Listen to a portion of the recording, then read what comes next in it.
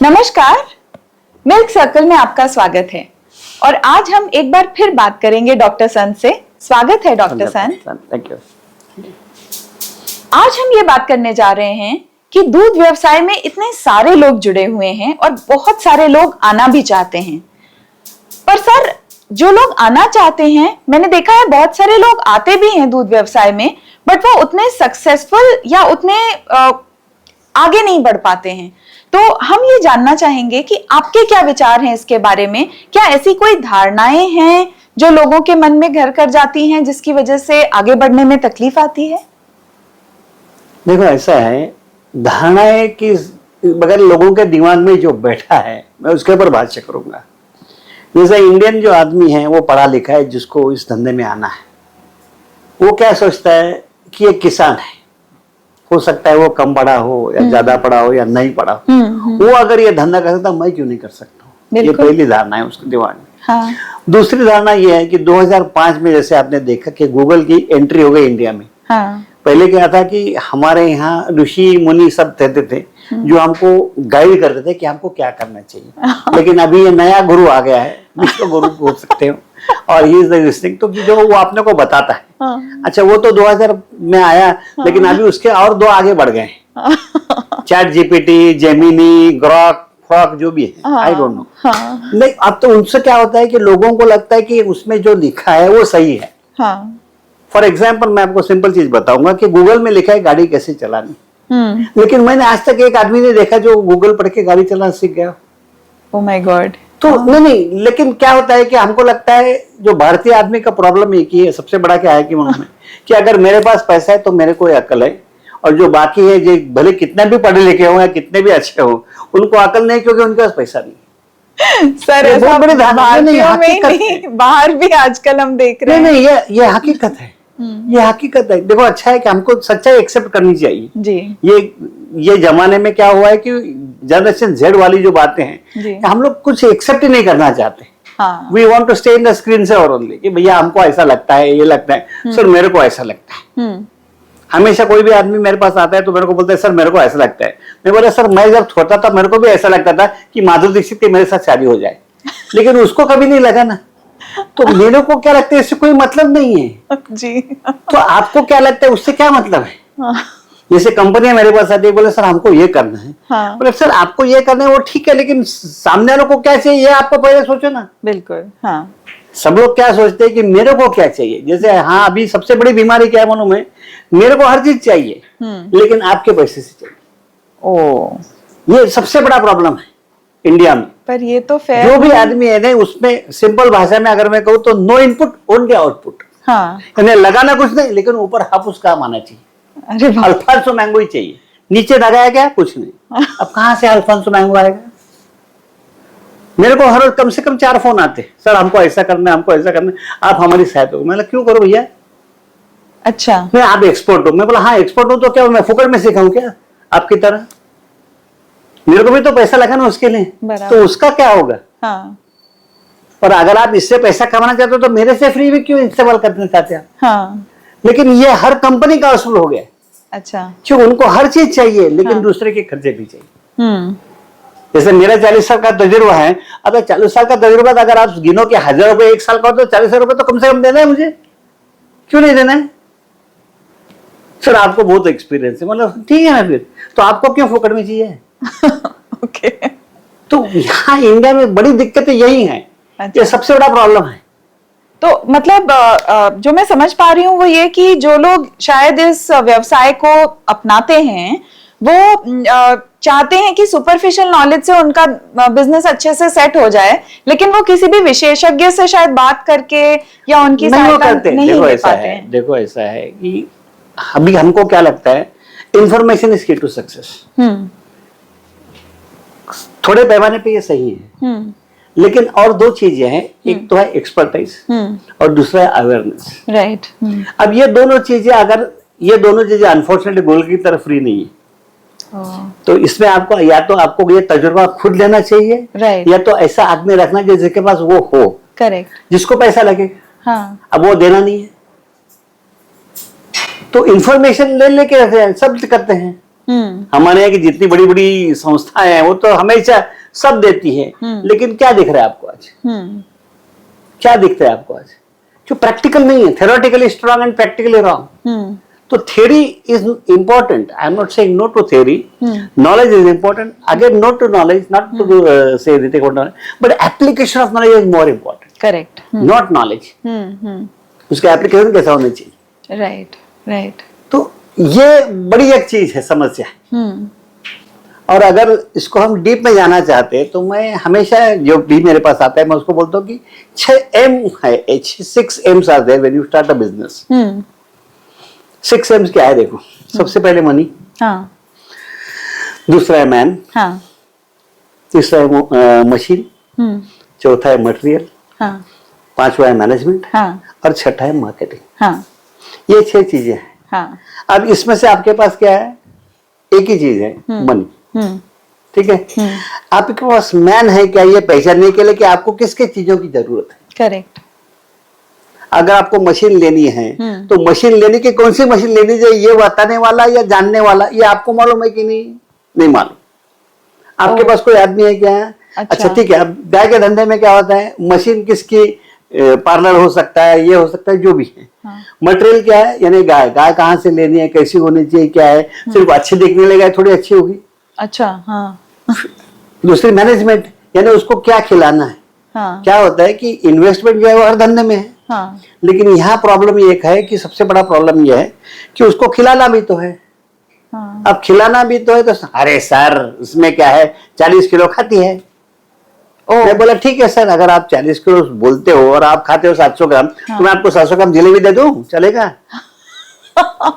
700 ग्राम चीज दे दूं, चलेगा? अरे साहब क्या बात कर रहे हो सर, हर चीज तो चाहिए। मैं बोला फिर वो गाय को नहीं चाहिए क्या, सिर्फ आपको ही चाहिए? करेक्ट। तो ये बैलेंस फूड वो चाहिए।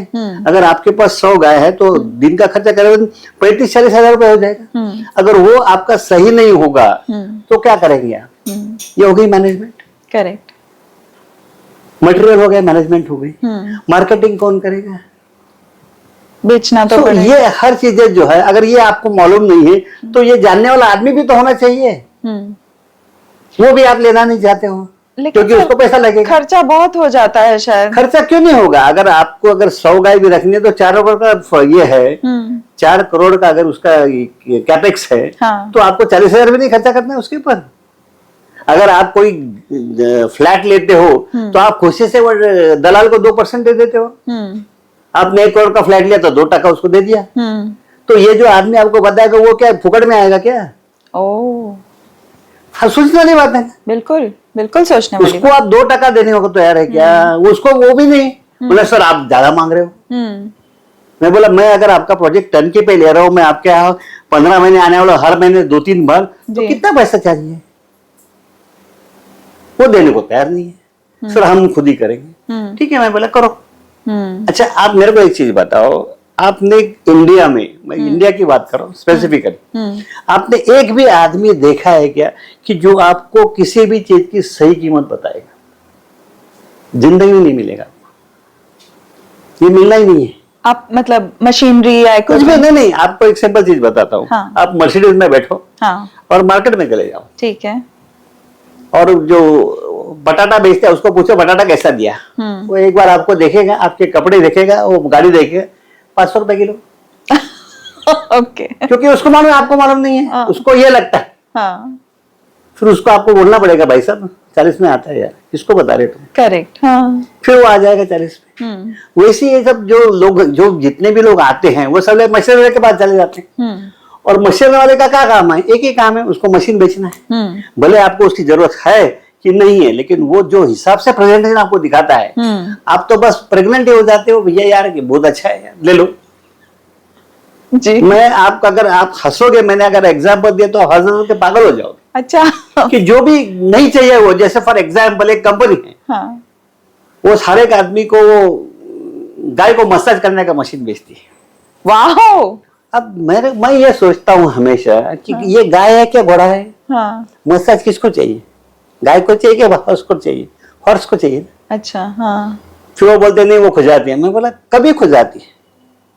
सोचने वाली बात। अब आप कभी हमारा, आप हम लोग कभी हमारा अंग खुजा दे क्या? नहीं। कब खुजाते हैं? जब आपकी कोई डेफिशिएंसी होगी, आपको कुछ ये हो गया, कुछ हो गया, तो ही आप खुजाएंगे। गाय को जरूरत ही नहीं है। अच्छा। तो गाय को खुजाने के लिए वो क्यों चाहिए? उसकी कीमत 2 लाख है। 2 लाख की 2 लाख। अब मैं एक आदमी को ये करा था, उसने 10 लगा दिया ऐसे। अच्छा। तो 20 लाख, मैं बोला 20 लाख हिसाब में नहीं पकड़ना है, क्योंकि इसका आरओआई आएगा नहीं। करेक्ट। मैंने बोला सिंपल चीज है, अगर आपको सचमुच में ऐसा करना है, मैं ना नहीं कह रहा हूँ। हाँ। आप क्या करो, आपके डेयरी फार्म में झाड़ लगा दो। हाँ। झाड़ बड़ा हो जाएगा। हाँ। तो उसको ये रस्सी बांध दो। हाँ। तो जब भी गाय को लगे अपना खुजाना करो, ऐसे आके करेगी। फुकड़ में हो गया ना। और आपको शेड भी मिल गई। वाह। लेकिन हमारा नहीं, मशीन, हम लोग है ना, लोग ये बात हमेशा भूल जाते हैं कि भैया मशीन दूध नहीं देता है जी, मशीन गाय देती है। जो मिल्क देती है वो गाय देती है, दूध गाय देती है, मशीन नहीं देता है। मशीन आपकी सहायता करने की अच्छी चीज करनी है जी। हमारे यहाँ लोग इतने पागल हो गए, कुछ भी होगा तो सर ये टेक्नोलॉजी आ गई, ये टेक्नोलॉजी, वो टेक्नोलॉजी आ गई, मेरे पास डेबिट कार्ड है। अरे लेकिन डेबिट कार्ड कब चलेगा? जब आपके अकाउंट में पैसा होगा तब चलेगा ना। तो एनी टाइम मनी की बात करते हैं, मैं बोलता हूँ एनी टाइम मनी नहीं है, होंगे तो मिलेंगे। आपके अकाउंट में पैसा होगा तो ही मिलने वाला है, फुकड़ में थोड़ी मिलेगा आपको। कार्ड है इसके लिए। तो टेक्नोलॉजी है तो उसकी जरूरत है कि आपको, बिल्कुल उसकी जरूरत है कि ये पहले सोचना चाहिए ना। अब जैसा आप मल्किंग वैसी कंपनी के जाओ तो बोलते सर पार्लर लगा दो, लेकिन पार्लर की बेसिक रिक्वायरमेंट क्या मालूम है आपको? कम से कम आपके पास 300 जानवर होने चाहिए जो दूध देते हैं हमेशा। यानी 300 जानवर दूध देने वाले होंगे तो इसका मतलब 500 जानवर चाहिए। आपका फार्म है 100 गाय का, और ये क्यों चाहिए? पार्लर क्यों चाहिए? वो मशीन कंपनी आपको बताएगी नहीं है, क्योंकि उनको पार्लर बेचना है। पार्लर बेचेंगे तो कम से कम 75 लाख मिलेगा उनको। आपका बजट 4 लाख, उसमें 75 लाख ये उसमें ही चले गए, क्या करेंगे आप? क्योंकि आपको मालूम ही नहीं क्या करना है। और आप किसके पास चल गए? मशीनरी के पास। उसका क्या काम है? मशीन बेचो। उसको थोड़ी पड़े, वो आपको कभी पूछता है क्या?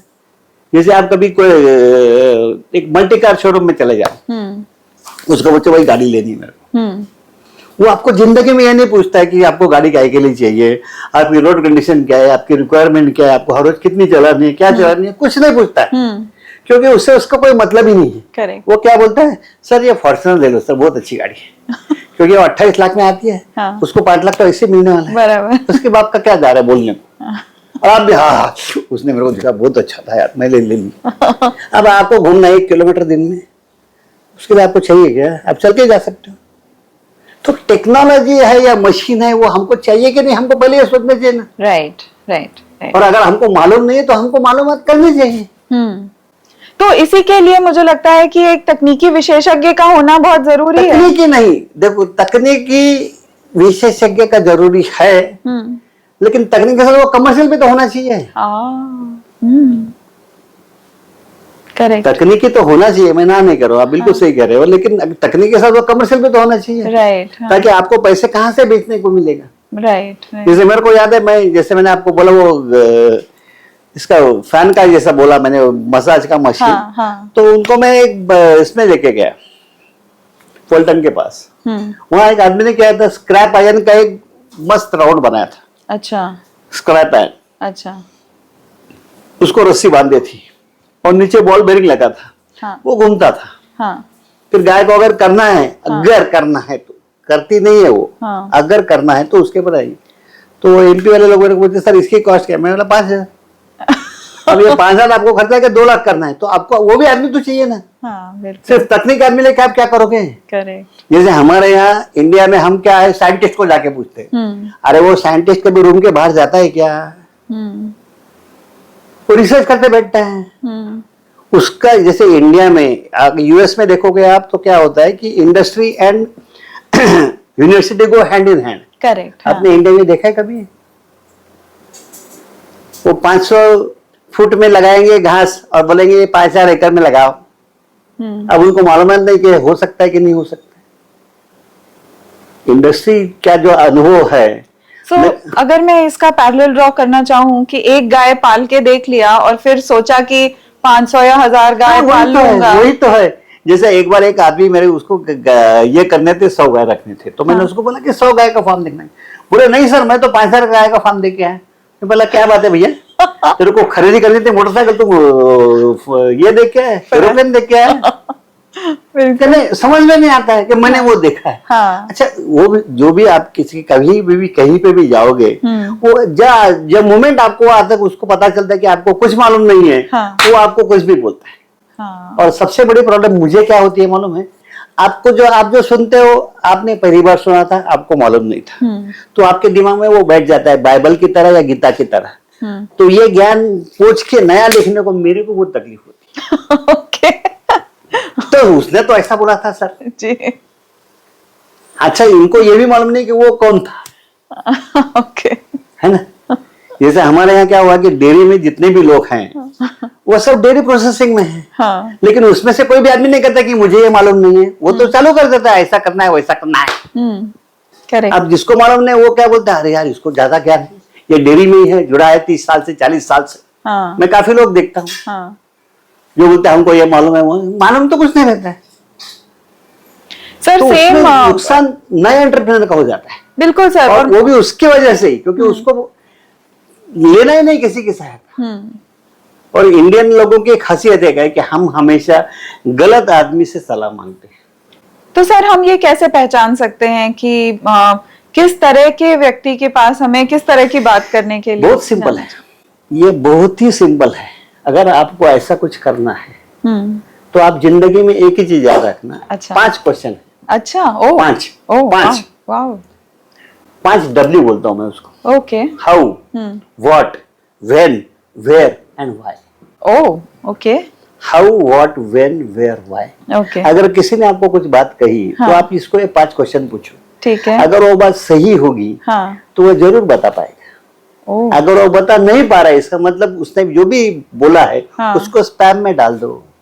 वाओ। सिंपल हिसाब है। हाँ। क्योंकि जिसको मालूम होगा वो तो सब चीजें बताएगा। सर इसको थोड़ा और व्याख्या कीजिए ना, थोड़ा एक नहीं, एग्जाम्पल देखो, लेके। एग्जाम्पल देता हूँ ऐसा, जैसे एक बार एक आदमी को मुझे फोन आया, हाँ। बोला सर मुझे 30 लीटर वाली भैंस चाहिए। अच्छा।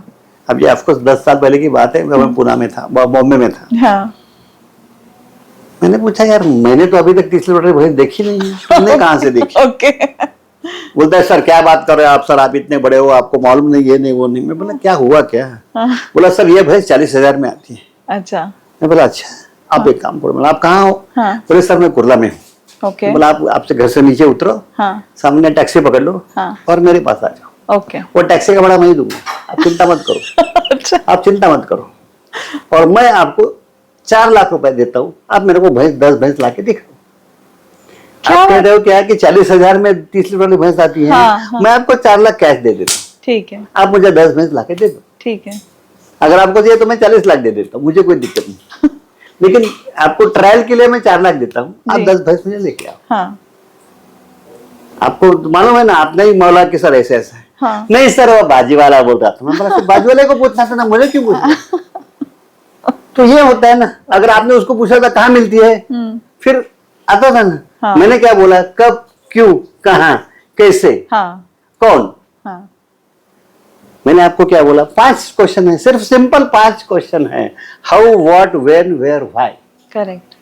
अगर ये का जवाब दिया तो आप उसका सुनो, भले वो अमूल का डायरेक्टर क्यों ना, कोई फर्क नहीं पड़ने वाला है।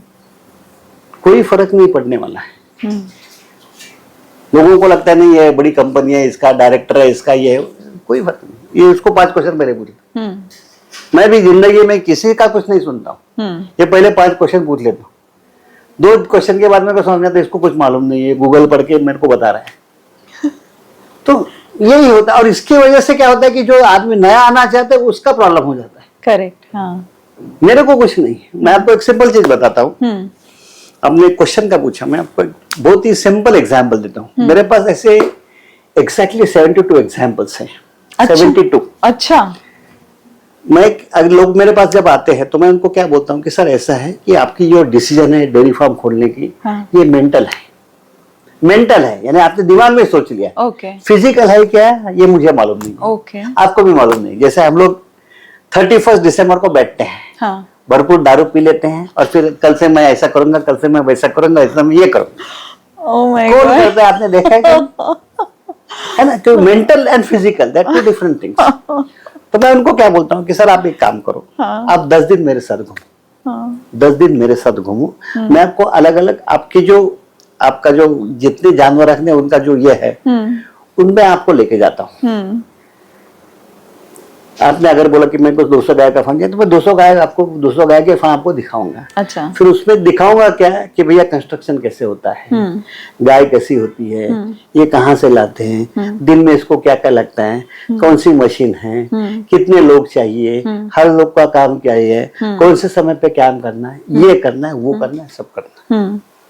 अब ये 10 दिन में अगर आपको 10 फार्म दिखने को मिलते हैं तो आपको आइडिया आ जाता है कि हमको अगर ये करना है तो हमको क्या क्या करना पड़ेगा। करेक्ट। ठीक है। फिर सर इसके लिए कितना पैसा लगेगा? मैं बोला हर रोज का 50,000। 50,000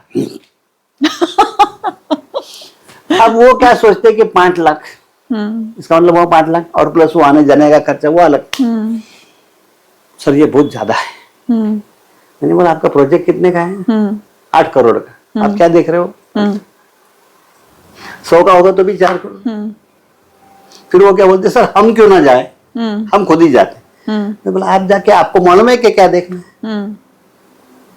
वहां जाके क्या देखना है मालूम है क्या? मैंने बोला आज तक जिन्होंने ऐसा किया है मैंने उनको पूछा था कि आपने क्या सुना? तो बोले सर हम कभी भी गए तो उन्होंने बोला देखो मेरा फार्म कितना अच्छा है, मेरी मशीन कितनी अच्छी है, मेरी गाय कितनी ब्यूटीफुल दिखती है, ये है वो है। मैं बोला किसी ने आपको उसको खाना कितना देना है, क्यों देना है, उसकी वजह क्या है, उसमें प्रोडक्टिविटी का क्या होता है वो बताया? नहीं बताया। क्यों नहीं बताया? कोई भी आदमी जो है वो आपको हर चीज क्यों बताएगा जब उसको मालूम है आपको कुछ भी मालूम नहीं है। करेक्ट। मैंने क्यों बोला मैं भी आऊंगा? क्योंकि उस आदमी की डेयरिंग ही नहीं है। उसके तो छोड़ दो, इंडिया में किसी की डेयरिंग ही नहीं मेरे को बोलने की ऐसा हम करते हैं, क्योंकि मुझे मालूम है हर चीज क्या होती है। राइट राइट है ना। अब क्या हुआ देखो, ये 72 केसेस जो मैंने बोला उन्होंने क्या किया, बोले सर ये 5 लाख क्यों खर्चा करना है, हम खुद ही करें। ठीक है सर आपको जो करना है करो, ठीक बात, मुझे कोई दिक्कत। हाँ ठीक बात है। अब उन्होंने क्या किया, 2-3 फार्म देख लिया, उसका फार्म डिजाइन चुरा लिया, फार्म ठोक दिया। अच्छा। उसमें 20-25 लाख लग गए। ठीक है। उसके बाद में 10-20 गाय लेके आए, उसमें और 20 लाख लग गए। ठीक है। अच्छा उनको मालूम नहीं उसको कैसे खिलाना है, क्या खिलाना है, ये भी मालूम नहीं, तो ये 50 तो हो गए। और 6 महीने उन्होंने चलाया, उसमें और 20-30 लाख लग गए। 1 साल के उनको समझ में आया कि आपने को जम नहीं रहा है। अच्छा। ओ 1 साल के उनको ये समझ में आया कि आपने को ये जम नहीं रहा है। फिर उन्होंने मुझे फोन किया कि सर ये हमको नहीं जम रहा है। मैंने कहा ठीक है तो अब मैं क्या करूं फिर, अगर आपको नहीं जम रहा है तो मैं क्या करूं? सर बोले सर हमारी सहायता करो, ये गाय तो कम से कम बिक जाए। मैं बोला वो तो मैं कर दूंगा, उसकी कोई चिंता नहीं है। लेकिन मैं बोला आपको समझ में आई बात एक? मैं बोला ये मेरे को देने के 5 लाख थे, वो बचाने के लिए आपने 80 लाख रुपए खर्चा कर दिए। बराबर है। हाँ। नंबर 1। मैं बोला सवाल पैसे का नहीं है, लेकिन ये साल जो आपने बर्बाद किया वो आपकी जिंदगी में वापस आएगा? आएगा कि नहीं? करेक्ट। और उसको हम यूज कर सकते थे। और मैंने आपको पहले बताया। और ये जो आपको 1 साल के बाद जो साक्षात्कार हो गया कि मैं ये नहीं कर सकता हूँ, ये आपको पहले 10 में बताया। करेक्ट। और आपका कितना पैसा लग था? 5 लाख। उसमें आप शाहिर हो जाते थे या माहिर हो जाते थे कि भैया यार बहुत अच्छा है, मेरे को नहीं करना चाहिए। ऐसे 72 एग्जाम्पल्स मेरे पास है। अब वो रोते हैं सर हमारा पैसा बर्बाद हो गया। ये तो 80 लाख तो मैंने सबसे कम बताया। ऐसे लोग हैं कि जो 2-2, 5-5 करोड़ गंवाए के बैठे। क्योंकि मालूम ही नहीं ना क्यों इनको पैसा को देने का है। हम होशियार है, हमको मालूम है गूगल है, ये है वो है, मशीन है हमारे पास, तो ये होता है जी। प्रॉब्लम यहाँ दिक्कत है। तो ये जो धारणा है लोगों के दिमाग में बैठी है जी, वो उनको खींचती है। ओके। तो सर अगर कोई ये कहे कि ठीक है मैंने इन्वेस्टमेंट कर दी है और अब मैं लेबर लगा देता हूँ, वो अपना गाय की देखभाल करते रहेगा और दूध आता रहेगा और हम उसको बेचते रहेंगे, तो इसमें तो कोई अड़चन नजर नहीं आती है? देखो ऐसा है, आदमी है इसका मतलब ये तो नहीं कि उसको गाड़ी चलानी आती है। आदमी है इसका मतलब ये है क्या कि उसको गाड़ी चलानी आती है? नहीं, सीखना पड़ेगा। ठीक है। हाँ। सीखना पड़ेगा। हाँ। नंबर 2, अगर आप लेबर के ऊपर सब छोड़ देंगे, हाँ। वो अपने दिमाग से काम करेंगे, वो तुम्हारे दिमाग से काम करेंगे क्या? नहीं करेंगे। तो, हाँ। क्योंकि आपको पड़ी है प्रॉफिट की, उसको पड़ी है महीने के पगार की। करेक्ट। बोला मैंने किया काम। फॉर एग्जाम्पल अगर एक गाय हिट में है, हाँ। अब उसने देखा ही नहीं उसको, हाँ। और आपको बताया भी नहीं जी। तो ये गाय तो 21 दिन के बाद ही हिट में आएगी। तो 21 दिन का आपको पैसा ज्यादा लगा। हाँ। आज की तारीख में कम से कम 300 रुपए लगता है। हाँ। तो 6300 रुपए किसका नुकसान हो गया? आपका। बिल्कुल। आपके पास ऐसे 100 गाय हैं, अब क्या करेंगे आप? क्योंकि उसको क्या पड़ी है, पड़ी किसको है? आपको। तो अगर आप लेबर लगना चाहते तो कोई बात नहीं, करो, लेकिन वो लेबर से क्या काम लेना ये भी तो आपको मालूम होना चाहिए। दूसरी बात ये है कि अब हम लोग आ रहे हैं, यहाँ लोग क्या आते हैं कि हमने भैया रखे हैं। अच्छा। नहीं, भैया रखे तो आपको मालूम मेरे को क्या कहते हैं। तो मैं कहता हूँ बहुत अच्छी बात है भैया रखे, तो भैयों के लोगों की वो प्रॉब्लम नहीं है, वो प्रॉब्लम कृष्ण भगवान की प्रॉब्लम है। अच्छा। क्योंकि कृष्ण भगवान यादव था, वो भैया था। तो जितने भी भैया आज इंडिया में हैं, उनको लगता है हमको ही अकल है, बाकी सब गधे बैठे। ओके। तो मालिक को सिखाता है ऐसा करना चाहिए, वैसा करना चाहिए। हाँ। तो मैं अगर भैया होंगे, देखो ऐसा है, और भैया का भी वो ट्रिक रहता है। अगर भैया को आपने कुछ बता दिया, अब उसके दिमाग में तो है नहीं, तो वो क्या करता है, 10 आदमी को पूछे, उसमें से एक आदमी तो उसके दिमाग में बोलेगा, फिर वो आपको बोलता है सर ये देखो इसने बोला था ऐसा। हाँ। जैसे भैया लोग जो हैं अभी, जैसे बफलो फार्म होता है तो उसको तेल पिलाते हैं। अब तेल पिलाने से कुछ नहीं होता है। तेल पिला देते? तेल पिलाते तेल। अच्छा। हालांकि ये ओनर को जिंदगी में समझना कि वो तेल घर में वापरते हैं। हाँ। दिखाते कि हमने पिलाया, लेकिन वो घर में वापरते हैं। यानी मेरी भी गलती हो गई, एक बार पहले मैंने ऐसे तेल को हटा दिया। हाँ। फिर दूध में गड़बड़ हो गई। फिर मेरे को समझ में आया कि यार ये हमने इमीडिएटली किया, इसके लिए ऐसा हो गया। जैसे अगर हमको वजन हमारा कम करना है, हाँ। तो हम अगर 4 रोटी खाते तो 4 का 3.5 करना पड़ेगा। उसके बाद में धीरे धीरे करके 1 पे आना पड़ेगा। आप 4 से सीधा 1 पे आ गए तो आपका खराब ही होगा। तो ऐसे होगा। हाँ। तब मैंने 3 महीने में हटा दिया, तो उसके बाद में हुनर को समझ में आया इसमें कुछ नहीं होता है। तो मैं बोला ये फिर तेल वापरना क्यों है? अच्छा अच्छा। तो ये क्या होता है कि, और वो भैया बहुत चालाक रहते हैं, वो बोलने में बहुत माहिर रहते हैं। आप कभी भी देख लो, आप कोई भी भैया देख लो, बोलने में बहुत माहिर। एक तो उसकी भोजपुरी मिसेस हिंदी, और उसके अरे सर आपको मालूम है क्या, ये उनका जो रवैया है वो टू गुड। अच्छा। तो लेबर रखने से मुझे कोई ताल्लुक नहीं, लेकिन लेबर में क्या देखना है ये भी तो आपको मालूम होना चाहिए। हाँ। तो उसके लिए तो आपको सीखना ही पड़ेगा। बिल्कुल बिल्कुल। जैसे कोई कंपनी में एमडी रहता है। हाँ, हाँ। एमडी क्यों रहता है? हाँ। उसमें क्या रहता है भैया, प्रोडक्शन मैनेजर रहता है, प्रोडक्ट मैनेजर रहता है, डिस्ट्रीब्यूशन मैनेजर रहता है, ये रहता है, वो रहता है, सब रहते हैं। लेकिन उसके साथ एक एमडी भी रहता है। करेक्ट। वो एमडी क्यों रहता है? क्योंकि इंडिया में क्या है, बड़ौदा में जो भी आदमी होता है ना, वो हमेशा ये बोलता है कि मैं सबसे ज्यादा इंपॉर्टेंट। करेक्ट। तो हर एक आदमी को अपनी जगह दिखाने के लिए एमडी होता है कि भैया तेरी इसकी काम की वैल्यू क्या है। तेरे को डिस्ट्रीब्यूशन करना है तो डिस्ट्रीब्यूशन में ही बोलने का, बाकी कुछ नहीं बोलना है। तो ये उसको मालूम है। तो जैसे आपने लेबर को दे दिया तो लेबर को कुछ मालूम नहीं, आपको मालूम होना चाहिए कि इससे क्या काम लेना। और हम लोग ऐसा करते हैं कि बार बार जाके उनको ही पूछते हैं कि अच्छा तुम ही बता दो क्या करें इसमें। वो कहाँ से आएगा, कैसे बताएगा, कहाँ से बताएगा। राइट। क्योंकि अभी मैं आपको एग्जाम्पल देता हूँ, मैं 2 साल आंध्र प्रदेश का स्टेट एडवाइजर था। यानी जब आंध्र प्रदेश डिवाइड होने से पहले की बात कर रहा हूँ। तो उन्होंने क्या किया था कि किसानों को दिए थी 500 करोड़ की गाय। जो मैं वहां, उसके पहले की बात है, तो मैंने डायरेक्टर को पूछा भाई साहब आपने इसमें से कितना पैसा कैपेसिटी बिल्डिंग को रखा था? ये 500 करोड़ में से कितना पैसा कैपेसिटी बिल्डिंग को रखा था? करेक्ट। हाँ। तो बोला कुछ भी नहीं। मैं बोला फिर ये इसका तो कबाड़ा हो जाएगा सब। और वैसे हुआ। हाँ। वैसे ही हुआ, क्योंकि फिर क्या होता है कि गाय जब तक गाय दूध दे रही थी फार्मर देखा, उसके बाद मैंने छोड़ दिया। वो क्यों, अभी यूपी में वो कांधन योजना थी, है ना, क्या हुआ आज? हर फार्म बंद है। Oh my God. कितने साल के बाद लोगों को पता चला है?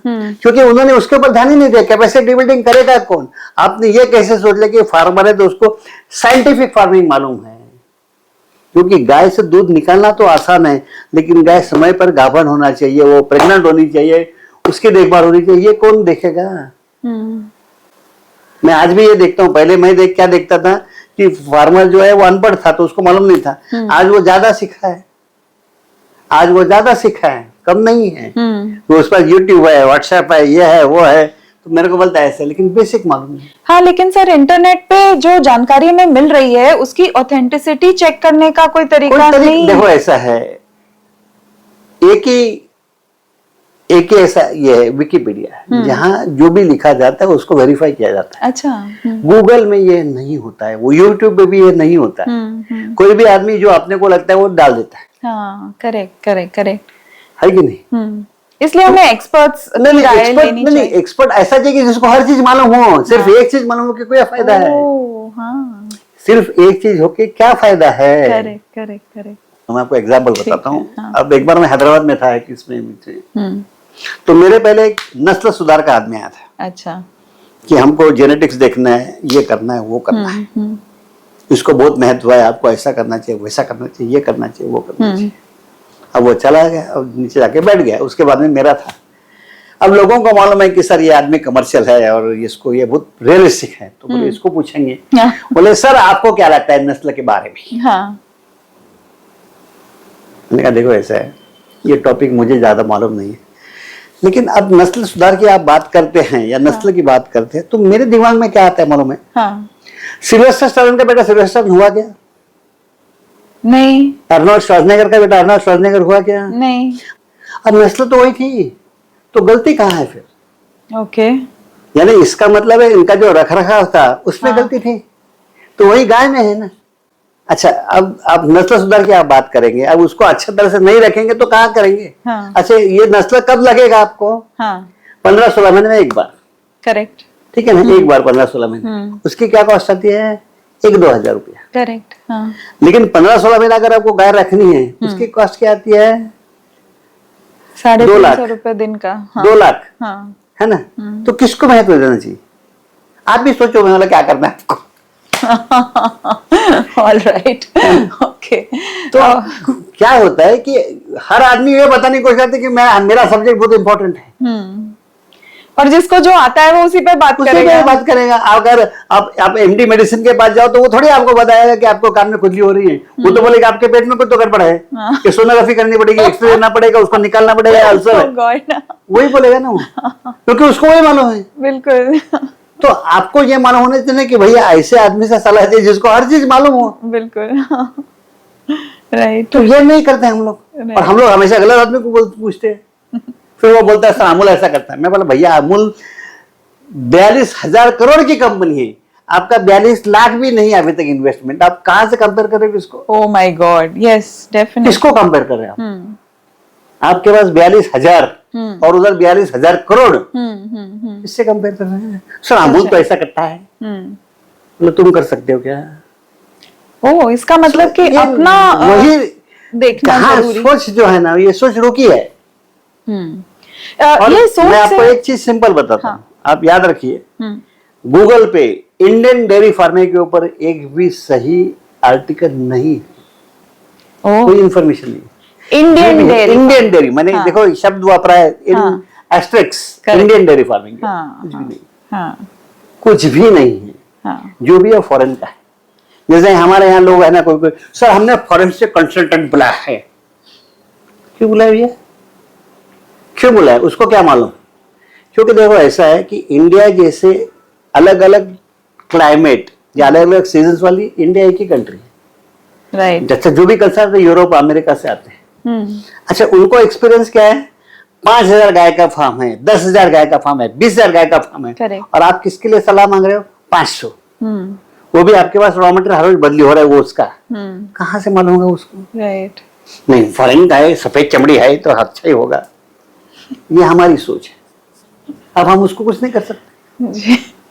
अब यहाँ कोऑपरेटिव दिखती है, हमने नेदरलैंड से आदमी बुलाया, मतलब उसको क्या करेगा आपको जी। जैसे महाराष्ट्र में एक बड़ा फार्म है, उसके ऊपर एक फॉरेनर है, उसको खुद को कुछ नहीं मालूम।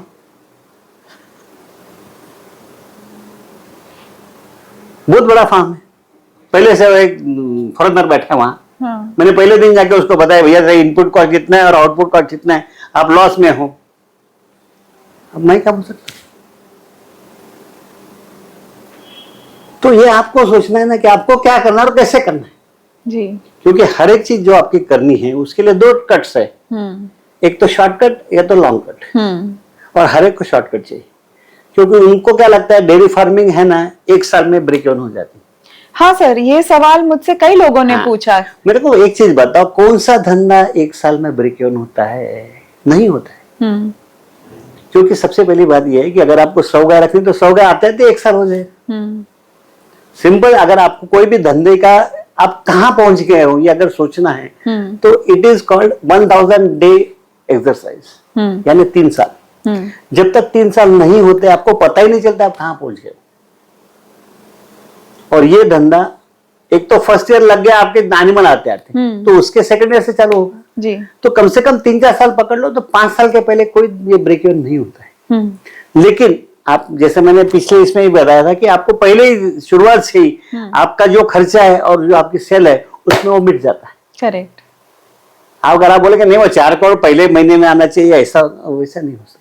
पर ये धारणा तो बहुत मतलब मुश्किल सी लगती है कि लोग ऐसा सोचते हैं कि साल भर में ब्रेक इवन। इंडिया में एक कहावत है, दुनिया में कोई कमी है क्या? तो सोचने वाले की कोई कमी नहीं। हाँ। उनको सोचने दो ना। लेकिन हकीकत क्या है? अगर आपको एक सिंपल चीज बता के डॉक्टर बन जाता है कोई आदमी, अगर वो क्लिनिक खोलता है, 1 साल तो लोग देखते हैं कि वो सही टाइम पे आता है कि नहीं। दूसरे साल पे वो लोग जाने को देखते हैं और तीसरे साल के बाद उसका धंधा चालू हो जाता है। जैसे कोई रेस्टोरेंट हो, अब रेस्टोरेंट है ये खुला, ये समझने को लोगों को 1 साल लगता है।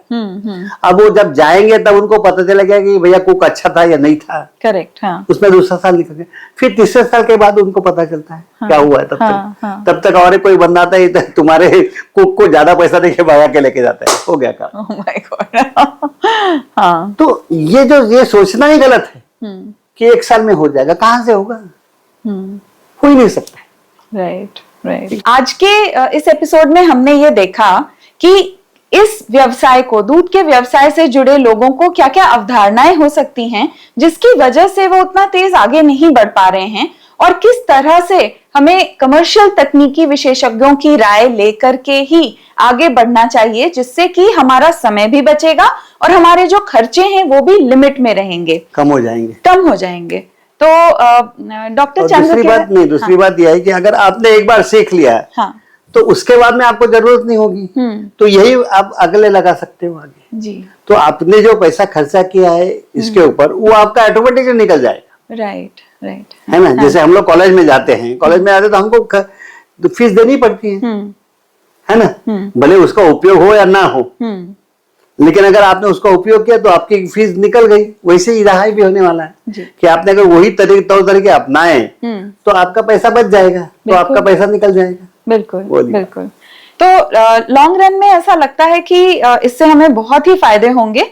और मैं ये भी कहना चाहूंगी कि पिछले एपिसोड में हमें बहुत सारे प्रश्न आए, आप लोगों ने हमें बहुत सराहा। आपके सपोर्ट के लिए बहुत बहुत धन्यवाद। आपको अगर और भी सवाल हैं तो आप हमारे दिए गए नंबर पर व्हाट्सएप भी कर सकते हैं, और एक डायरेक्ट हॉटलाइन भी हमने रखी है, आप हमें कॉल भी कर सकते हैं। तो आपकी डायरेक्ट बातचीत डॉक्टर चंद्रकिरण संत से भी हो सकती है। आप किसी भी प्रश्न के लिए आप हमसे कनेक्ट करें, आप हमें लिख भेजिए। आपका बहुत बहुत स्वागत है। आगे आने वाले एपिसोड में हम डॉक्टर चंद्रकिरण संत से इस बारे में बातचीत करेंगे कि हम अगर दूध व्यवसाय में उतरना चाहते हैं तो हमें किन किन बातों का ध्यान रखना चाहिए और कैसे आगे बढ़ना चाहिए। तो जुड़े रहिए हमारे साथ। अगले एपिसोड में फिर मिलेंगे आपके साथ। धन्यवाद। धन्यवाद।